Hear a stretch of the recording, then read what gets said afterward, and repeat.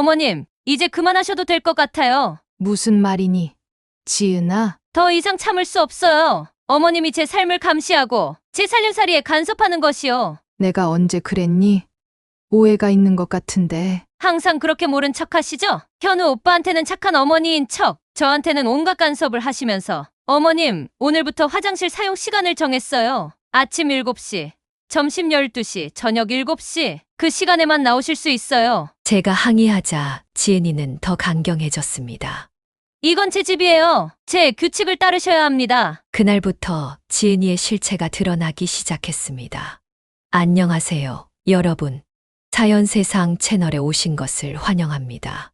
오늘은 여러분의 귀를 사로잡을 충격적인 실화 사연을 들고 왔습니다. 시작하기 전에 구독과 좋아요 버튼 꾹 눌러주시면 더 많은 사연으로 찾아뵙겠습니다. 여러분의 작은 관심이 저희에게는 큰 힘이 됩니다. 그럼 지금부터 들려드리겠습니다. 저는 올해 73세 김미숙입니다. 제 인생이 이렇게 뒤바뀔 줄은 꿈에도 몰랐습니다. 아들 하나 잘 키워서 며느리 얻고 편안한 노후를 보내려 했는데 그게 제 인생 최대의 실수였을 줄이야. 아들 현우는 대기업에 다니는 똑똑한 아이입니다. 40이 다 되어서야 결혼을 했지요. 며느리 지은이는 처음 봤을 때부터 참 예쁘고 똑똑해 보였습니다. 회사에서 만난 커리어 우먼이라고 했죠. 처음엔 저도 참 좋았습니다. 아들이 좋은 짝을 만났다 싶어서요. 결혼하고 첫 1년은 정말 평화로웠습니다. 지은이는 항상 웃는 얼굴로 저를 대해 주었고 주말마다 맛있는 음식도 해주었죠. 그런데 시간이 지날수록 뭔가 이상한 낌새가 보이기 시작했습니다. 지은이는 제가 집안일을 하는 것을 싫어했어요. 어머님, 그냥 편하게 쉬세요. 제가 할게요. 라고 말하면서도 눈빛은 차갑게 변했습니다. 제가 부엌에 들어가기만 해도 짜증을 내기 시작했죠. 처음엔 며느리가 시어머니를 배려하는 마음에서 그런다고 생각했는데 나중에 보니 제가 집안에서 설 자리를 없애려는 속셈이었던 것 같습니다. 그러던 어느 날 아들이 2주간 해외 출장을 가게 되었습니다. 아들은 떠나면서 엄마, 지은이랑 잘 지내고 있어요. 잘 다녀올 테니 걱정 마세요. 라고 했죠. 하지만 그 말이 제 인생의 전환점이 될 줄은 몰랐습니다. 아들이 떠난 바로 다음 날이었습니다. 아침에 일어나 보니 집 안 분위기가 완전히 달라져 있었어요. 지은이의 표정은 더 이상 웃고 있지 않았습니다. 아침 식사를 준비하려고 부엌에 들어가려는데 지은이가 제 앞을 막아섰어요. 어머님, 이제 그만하셔도 될 것 같아요. 저는 영문을 몰라 물었습니다. 무슨 말이니? 지은아, 더 이상 참을 수 없어요. 어머님이 제 삶을 감시하고 제 살림살이에 간섭하는 것이요. 저는 정말 놀랐습니다.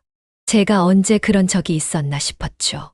오히려 저는 며느리의 영역을 침범하지 않으려고 항상 조심했는데 말이에요.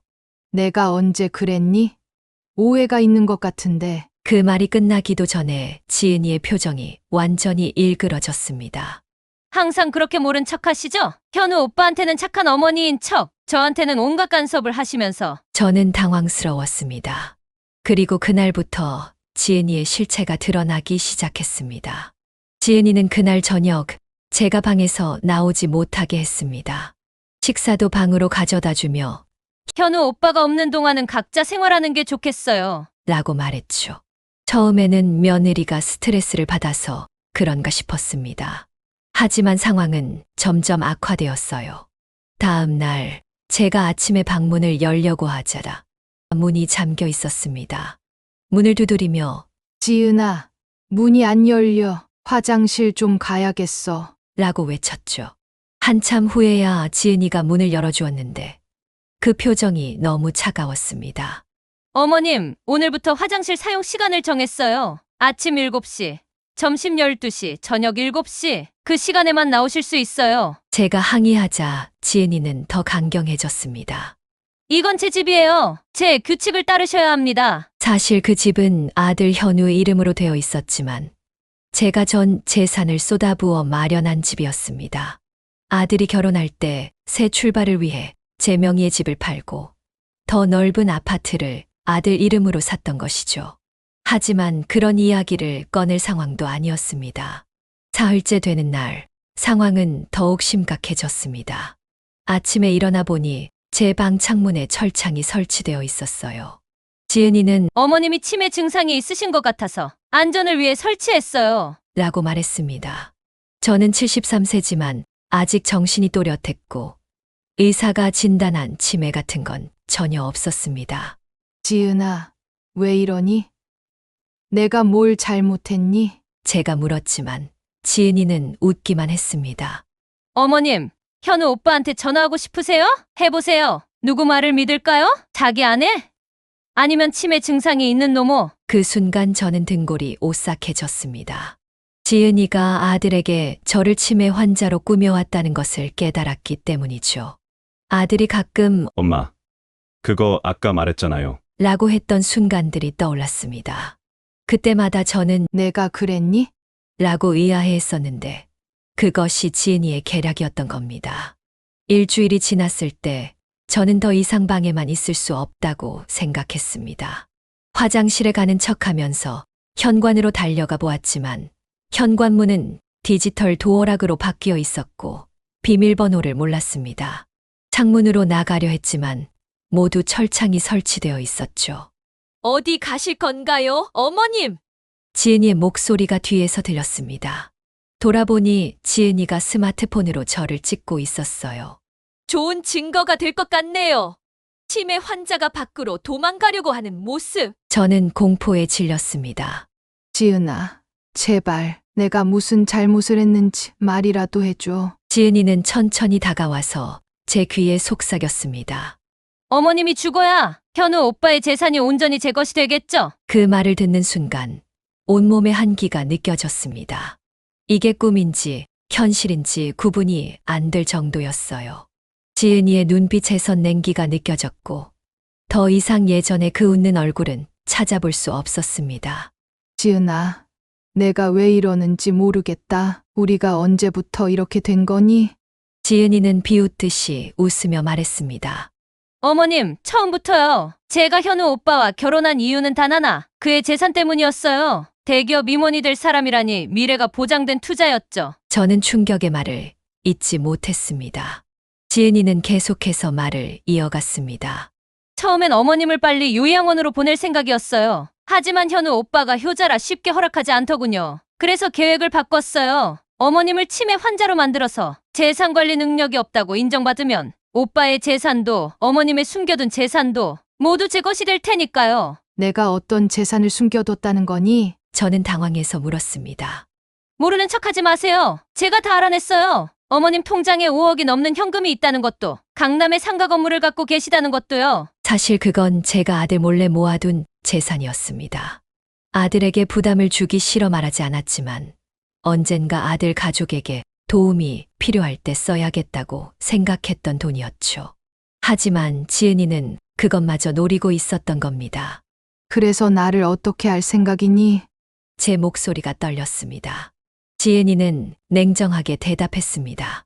일단은 이렇게 가둬두다가 적당한 때가 오면 어머님이 스스로 목숨을 끊은 것처럼 꾸밀 거예요. 우울증에 시달리는 치매 환자의 자살, 누구도 의심하지 않겠죠? 저는 그 순간 두려움보다 슬픔이 밀려왔습니다. 아들이 이런 여자와 결혼했다는 사실이 너무 가슴 아팠어요.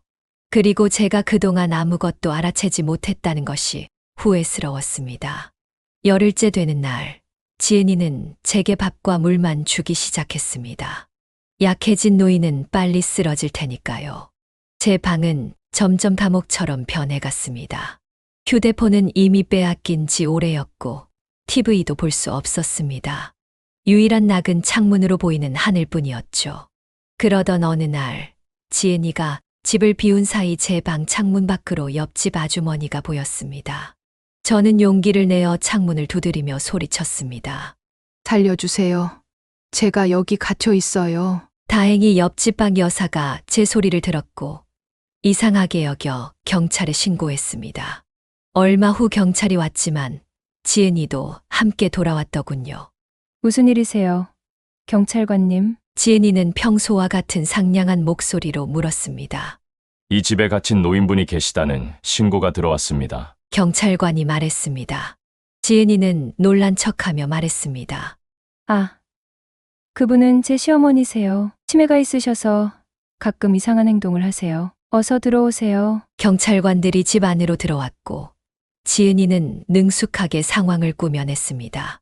어머님이 최근에 치매 판정을 받으셔서 보호자 없이는 나가시면 안 되는 상황이에요. 제가 간병인 역할을 하고 있답니다. 남편은 해외 출장 중이라 제가 혼자 감당하느라 힘들어요. 경찰관들은 지은이의 말을 듣고 동정심을 표현했습니다.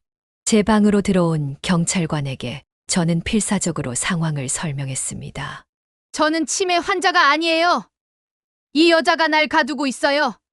제발 확인해 보세요. 창문에 철창도 설치했잖아요. 경찰관이 의아한 표정으로 창문을 살펴보더니 지은이에게 물었습니다. 왜 창문에 철창이 있습니까? 지은이는 미리 준비한 듯 침착하게 대답했습니다. 어머님이 몇 번 창문으로 나가려고 하셔서 안전을 위해 설치했어요. 전에도 한 번 넘어져서 다치신 적이 있거든요. 의사 선생님도 권장하셨답니다. 의사 진단서가 있으신가요? 다른 경찰관이 물었습니다. 물론이죠. 지은이는 서랍에서 서류 하나를 꺼냈습니다. 이게 어머님의 치매 진단서예요. 저는 충격에 빠졌습니다. 그런 진단서가 있을 리 없는데 경찰관이 서류를 검토하더니 고개를 끄덕였습니다. 할머니, 며느리 말이 맞는 것 같습니다. 걱정 마세요. 잘 돌봐드릴 거예요. 제 눈에서 눈물이 흘렀습니다. 제발 믿어주세요. 저는 멀쩡해요. 내 아들 전화번호라도 알려드릴 테니 확인해 보세요. 경찰관이 잠시 망설이는 듯 했지만 지은이가 바로 말했습니다. 아, 그건 제가 설명드릴게요. 어머님은 아들이 옆에 있다고 생각하실 때가 많아요. 실제로는 해외에 있지만요. 저희 남편 전화번호 드릴까요? 하지만 시차 때문에 지금 받기 어려울 수도 있어요. 그렇게 경찰은 지은이의 말만 믿고 돌아갔습니다. 문이 닫히자 지은이의 표정이 돌변했습니다. 어머님, 정말 영리하시네요. 하지만 이제 경찰까지 속였으니 누가 어머님 말을 믿겠어요? 이젠 더 조심해야겠어요. 그날 밤 지은이는 제 방 문을 완전히 잠그고 창문도 가림막으로 가렸습니다. 더 이상 바깥 세상을 볼 수도 없게 된 것이죠. 그리고 다음 날 지은이는 제게 하얀 알약을 가져왔습니다. 이걸 드세요. 어머님 진정제예요. 너무 흥분하시면 건강에 안 좋아요. 저는 단호하게 거부했습니다. 난 약 같은 거 안 먹어. 지은이의 눈빛이 차가워졌습니다. 드시든지 아니면 제가 억지로 먹여드리든지 선택하세요. 저는 필사적으로 생각했습니다. 이대로 약을 먹었다간 정말 미쳐버릴지도 모른다는 생각이 들었어요. 그래서 꾀를 내기로 했습니다. 알았어, 내가 먹을게. 그런데 물 좀 가져다 줄래? 지은이가 물을 가지러 간 사이 저는 재빨리 침대 매트리스 틈 사이에 약을 숨겼습니다. 지은이가 돌아와서 제가 약을 먹는 척하는 모습을 지켜봤습니다. 잘하셨어요, 어머님. 이제 조용히 쉬세요. 지은이가 방을 나간 후 저는 결심했습니다. 이대로는 정말 죽을 수도 있다. 어떻게든 탈출해야 해. 그날 밤 저는 방 안을 샅샅이 뒤지기 시작했습니다. 무언가 도구가 될 만한 것을 찾기 위해서였죠. 오래된 옷장 뒤에서 제가 예전에 쓰던 재봉틀 바늘을 발견했습니다. 작은 희망이 생겼습니다. 다음 날 아침 지은이는 어제와 같은 약을 가져왔습니다. 저는 또 약을 숨기는 척하며 시간을 벌었습니다. 지은이가 방을 나간 사이 저는 발견한 바늘로 문 잠금 장치를 열어보려고 시도했죠. 하지만 디지털 잠금 장치라 소용이 없었습니다. 이틀째 되는 날, 지은이가 가져온 도시락을 먹는 척하며 플라스틱 포크를 몰래 챙겼습니다. 이것으로 창문 가림막의 가장자리를 조금씩 뜯기 시작했어요. 하루 종일 조금씩 작업한 끝에 작은 구멍을 만들 수 있었습니다. 밖을 내다보니 맞은편 아파트가 보였고 그곳에서 어떤 여성이 저를 보고 있었습니다. 저는 필사적으로 손짓을 했습니다. 하지만 그 여성이 제 신호를 알아챘는지는 확신할 수 없었어요. 그래도 희망이 생겼습니다. 열흘째 되는 날, 지은이는 뭔가 불안한 기색이 역력했습니다. 전화 통화 소리가 들렸는데 여보, 아직 일주일 더 있어야 하는 거야? 알겠어. 어머님은 걱정 마. 잘 지내고 계셔. 라고 말하는 것이 들렸습니다. 아들의 출장이 연장된 것 같았습니다. 지은이의 표정은 더욱 어두워졌습니다. 저는 직감적으로 느꼈습니다. 이제 시간이 얼마 없어. 그날 저녁 지은이는 평소보다 더 큰 약을 가져왔습니다. 어머님, 오늘은 잠드는 약이에요. 잘 주무셔야 해요. 저는 말없이 고개를 끄덕이고 약을 받아들었습니다. 하지만 이번에도 약을 숨길 생각이었죠. 지은이가 잠시 물을 가지러 나간 사이 저는 창문 구멍으로 필사적으로 바깥을 살폈습니다. 다행히 맞은편 아파트에 그 여성이 또 보였습니다. 저는 약을 창문 밖으로 던지는 신용을 했습니다. 그 여성이 놀란 표정을 지었고 저는 목을 그으며 살해당할 위험이라는 신호를 보냈습니다. 여성은 고개를 끄덕이더니 전화기를 들었습니다. 그때 지은이가 방으로 돌아왔습니다. 뭐 하시는 거예요? 아무것도 그냥 받기 그리워서. 지은이는 의심스러운 눈초리로 저를 바라보더니 약을 건넸습니다. 어서 드세요. 저는 약을 입에 넣는 척했지만 실제로는 혀 밑에 숨겼습니다. 지은이가 나간 후에 다시 침대 매트리스 사이에 숨겼죠. 밤이 깊어갔습니다. 저는 잠든 척하며 누워 있었습니다. 얼마 후 문이 살며시 열리는 소리가 들렸습니다. 지은이가 조용히 방 안으로 들어왔습니다. 손에는 베개가 들려 있었습니다. 이제 끝이구나. 저는 눈을 감고 최후의 순간을 기다렸습니다. 지은이가 제 침대 쪽으로 다가왔습니다. 저는 숨을 죽이고 있었죠. 그런데 갑자기 현관벨 소리가 울렸습니다. 지은이가 놀라 뒤를 돌아봤습니다. 누구지? 이 시간에? 지은이는 베개를 침대 옆에 살짝 놓고 현관으로 향했습니다. 저는 눈을 살짝 떠서 상황을 지켜봤습니다. 문이 닫히자마자 저는 침대에서 내려와 문에 귀를 바짝 대고 들었습니다. 경찰입니다. 이 집에 김미숙 씨가 계십니까? 네. 왜 이러시는 거죠? 제 시어머니는 지금 주무시고 계세요. 신고가 들어와서 확인하러 왔습니다. 김미숙 씨를 지금 만나 뵙고 싶습니다. 이 시간에요? 노인분이신데 방해하시면 안 됩니다. 법원의 긴급 접견 영장입니다. 협조해 주시기 바랍니다. 저는 안도감과 흥분으로 떨렸습니다. 맞은편 여성이 정말 신고를 해준 것 같았습니다. 경찰이 들어오는 소리가 들렸고 지은이의 항의하는 목소리도 들렸습니다. 저는 용기를 내어 문을 두드리기 시작했습니다. 여기에요. 제가 여기 갇혀 있어요. 순간 뛰어오는 발소리가 들렸고 문이 열렸습니다. 경찰관 2명이 서 있었고 그 뒤로 지은이가 당황한 표정으로 서 있었습니다. 김미숙 씨 맞습니까?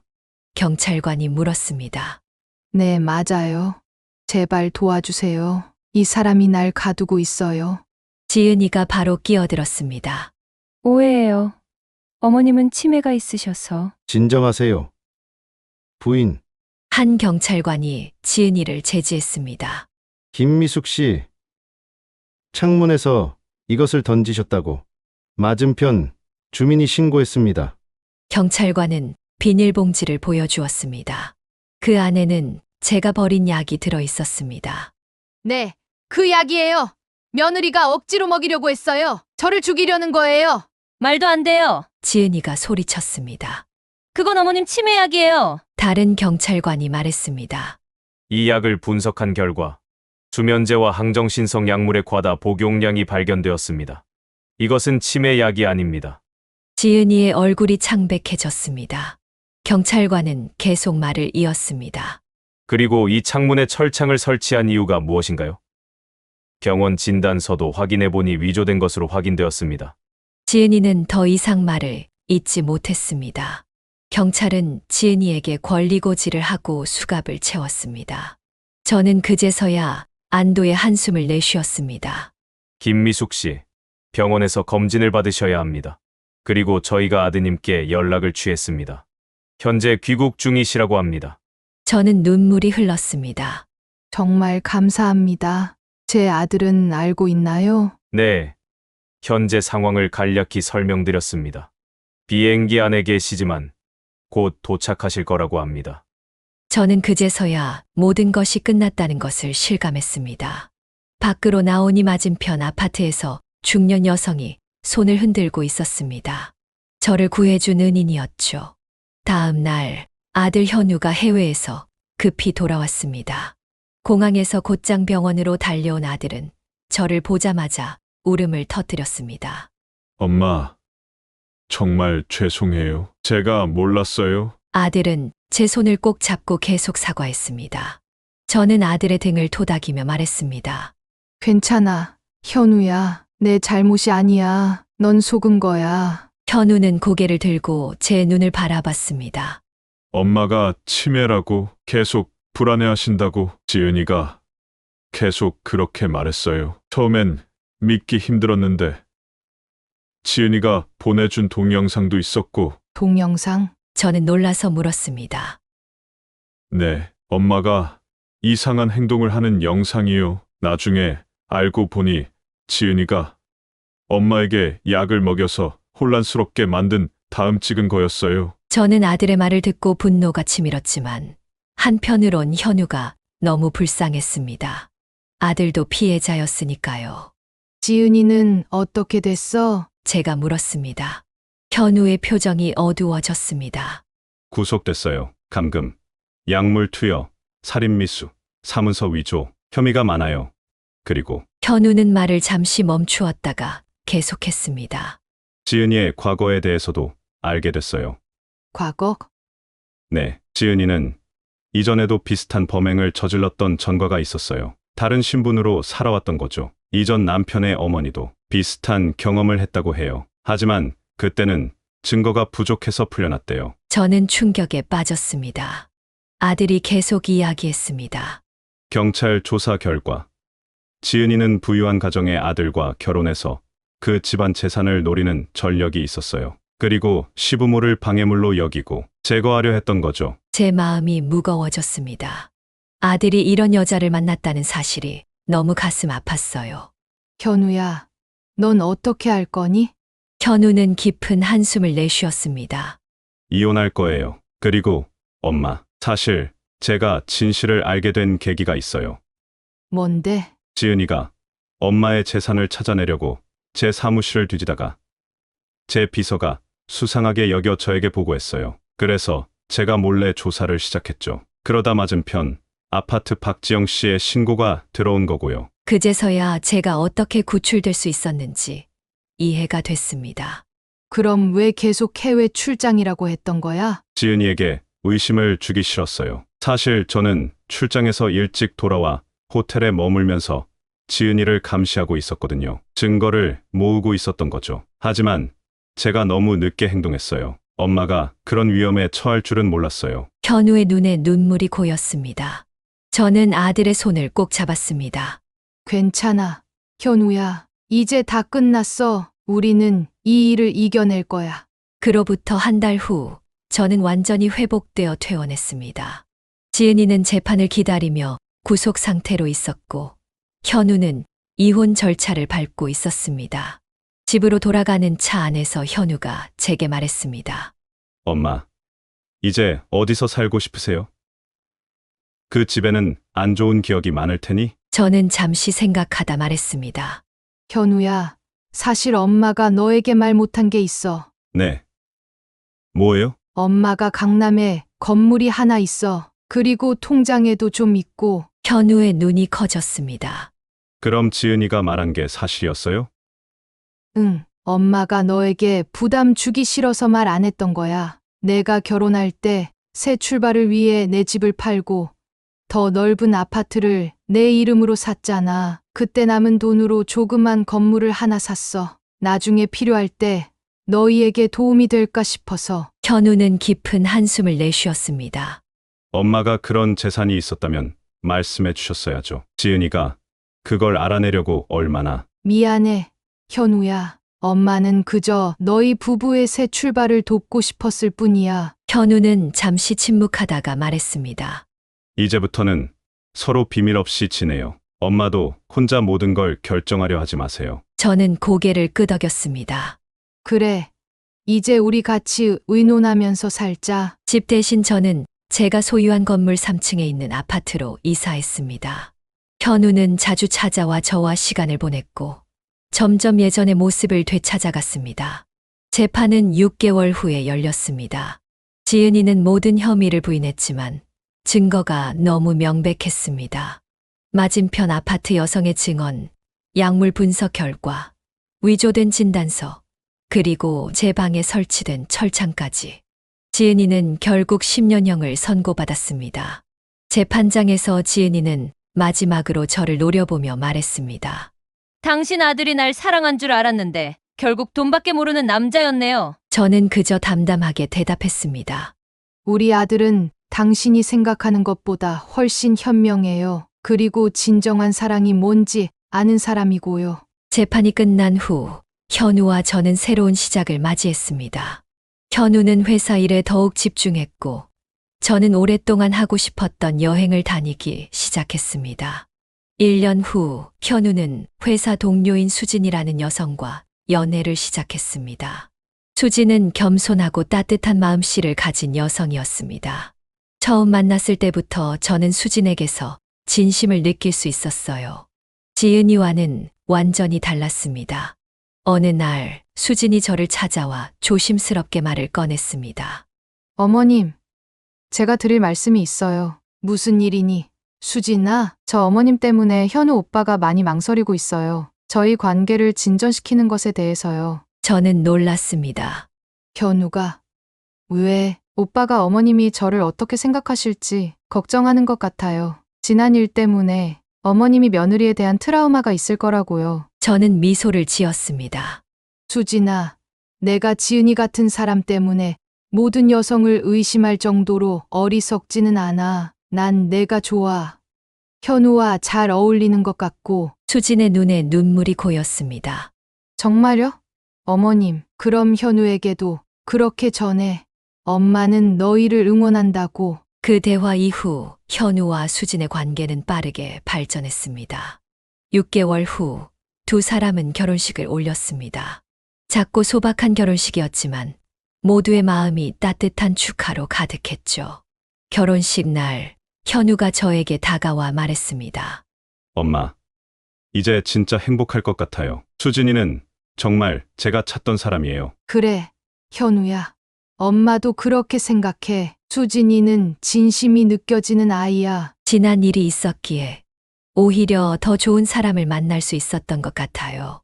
더 신중하게 되었고 사람의 본질을 보게 되었거든요. 저는 아들의 손을 꼭 잡았습니다. 그래. 어떤 시련도 결국은 우리를 더 강하게 만드는 법이야. 결혼 후 1년 수진이가 임신을 했다는 소식을 들었습니다. 저는 너무 기뻐서 눈물이 났습니다. 손주를 볼 수 있다니 그 어떤 행복과도 비교할 수 없었죠. 출산일이 다가오던 날 현우가 제게 전화를 했습니다. 엄마, 우리 딸 이름을 뭐로 지을까요? 딸이구나. 축하해. 현우야, 이름은 너희가 좋아하는 대로 지으렴. 엄마, 의견도 듣고 싶어요. 우리 가족의 새로운 시작이니까요. 저는 잠시 생각하다가 말했습니다. 새로미는 어때? 새로운이라는 뜻도 있고 우리 가족에게 새 출발을 가져온 아이니까. 좋네요, 엄마. 새롬이, 정말 좋은 이름이에요. 그렇게 저희 가족에게 새로운 생명이 찾아왔습니다. 새로미가 태어나던 날, 저는 병원에서 그 작은 생명을 품에 안았습니다. 그 순간 모든 과거의 아픔이 씻겨 내려가는 느낌이었어요. 그로부터 5년이 흘렀습니다. 새로미는 어느덧 활발한 5살 꼬마가 되었고, 저는 행복한 할머니가 되었습니다. 수진이는 제게 딸 같은 존재가 되었고, 현우는 성공적인 사업가로 성장했습니다. 지은이는 교도소에서 모범수로 지내고 있다는 소식이 들려왔습니다.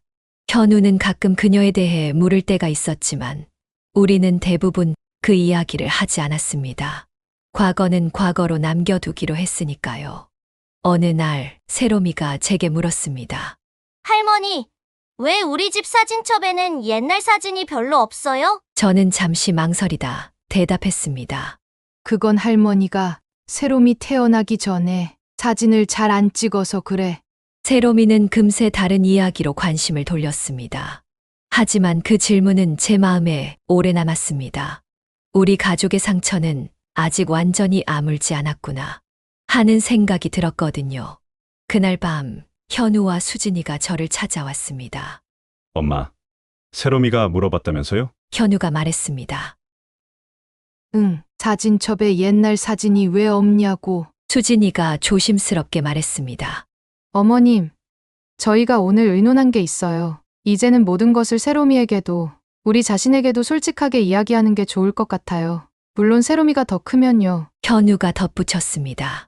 엄마, 우리가 겪은 일은 부끄러운 게 아니에요. 오히려 우리가 얼마나 강한 가족인지 보여주는 증거죠. 엄마가 얼마나 용감하게 그 상황을 이겨내셨는지 저는 그걸 세롬이에게도 알려주고 싶어요. 저는 깊은 감동을 느꼈습니다. 그래, 내 말이 맞아. 우리는 그 일을 부끄러워할 필요가 없어. 그 대화 이후 우리는 새로운 가족 사진첩을 만들기 시작했습니다. 처음 페이지에는 김미숙의 인생 이야기라는 제목을 붙였고 제 어린 시절부터 현재까지의 사진들을 모았습니다. 물론 지은이와의 시간도 조금 포함시켰죠. 그건 우리 가족 역사의 일부니까요. 세롬이가 10살이 되던 해 저는 그 사진첩을 그녀에게 선물로 주었습니다. 물론 아직 모든 이야기를 다 알려주진 않았지만 할머니의 인생이 항상 행복하지만은 않았다는 것, 그리고 어떤 어려움도 이겨낼 수 있다는 것을 가르쳐 주고 싶었습니다. 세롬아, 할머니가 살아오면서 깨달은 게 있어. 인생은 계속 변하는 거야. 때로는 너무 어둡고 힘들 때도 있지. 하지만 그 어둠 속에서도 항상 빛은 존재한단다. 내가 그 빛을 찾을 수 있길 바래. 세롬이는 제 말을 진지하게 듣더니 물었습니다. 할머니도 어두운 시간이 있었어요? 그럼 할머니도 정말 어두운 시간이 있었지. 하지만 그때 내 아빠가 할머니의 빛이 되어줬어. 그리고 지금은 너와 내 엄마가 할머니의 빛이란다. 이제 저는 73세에서 78세가 되었습니다. 제 인생에서 가장 큰 시련을 겪었지만 또한 가장 큰 행복도 찾았습니다. 며느리에게 창고에 갇힌 그 무서운 경험은 이제 먼 과거의 일이 되었지만 그것이 저에게 가르쳐준 교훈은 여전히 제 마음속에 살아 있습니다. 인생은 예측할 수 없고 때로는 가장 가까운 사람에게서 배신을 당할 수도 있습니다. 하지만 진정한 사랑과 믿음은 결국 빛을 발한다는 것. 그것이 제가 이긴 여정에서 배운 가장 소중한 교훈입니다. 저는 이제 제 남은 인생을 가족과 함께 행복하게 살아갈 것입니다. 비록 창고에 갇혔던 그 시간은 끔찍했지만 그것이 없었다면 지금의 행복도 없었을지 모릅니다. 인생의 아이러니라고 할까요? 여러분도 삶이 어둡고 힘들 때가 있다면 반드시 그 끝에는 빛이 있다는 것을 기억하세요. 저처럼 말이죠. 오늘 사연은 어떠셨나요? 우리 주변에서 일어날 수 있는 충격적인 이야기였습니다. 가족 간의 신뢰와 진실한 소통이 얼마나 중요한지 다시 한번 생각해보게 되는 시간이었습니다. 다음 편도 기대해 주세요. 구독과 좋아요 부탁드립니다. 댓글로 여러분의 생각도 남겨주세요. 사연 세상이었습니다. 감사합니다.